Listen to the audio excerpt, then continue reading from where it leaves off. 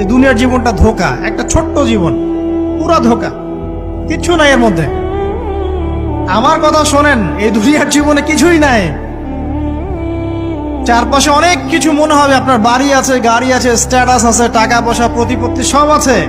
আদতে আপনি একা, আদতে আপনাকে একাই কবরে যাওয়া লাগবে, একাই আল্লাহর সাথে হিসেব নিকাশ দিতে হবে। কেউ নাই সাথে, আমাদের সাথে কেউ নাই। কিন্তু আপনি মনে করছেন যে সেলিব্রিটিজম, বড় আমি পলিটিক্যাল নেতা হয়েছি, আমাকে সবাই চেনে, আমি ইকোনমিক সেক্টরে লিড দেই, রাষ্ট্রকে লিড দেই, আমি ধর্মতাত্ত্বিক ক্ষেত্রে লিড দেই, আমাকে দেখলে মানুষ বাহবা দেয়, ইত্যাদি ইত্যাদি।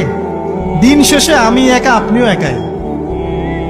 আমাকেও একাই যেতে হবে, আপনাকেও একাই যেতে হবে। এগুলো সব চারপাশের খালি অন্ধ মোহ, আর কিছু না। এই মোহের মধ্যে ঢুকে পড়বেন না, আল্লাহ পাক তৌফিক এনায়েত করুন।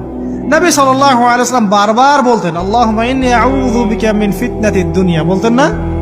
হে আল্লাহ, আমি এই দুনিয়ার ফিতনা থেকে তোমার কাছে আশ্রয় প্রার্থনা করছি। ওয়া ইন্নী আউযু বিকা মিন ফিতনাতিন নিসা, আমি মহিলাদের ফিতনা থেকেও আশ্রয় প্রার্থনা করছি। আরো দোয়া করতেন, আল্লাহুম্মা ইন্নী আউযু বিকা মিন আযাবিল কবর, হে আল্লাহ, আমি কবরের আযাব থেকে আশ্রয় প্রার্থনা করছি।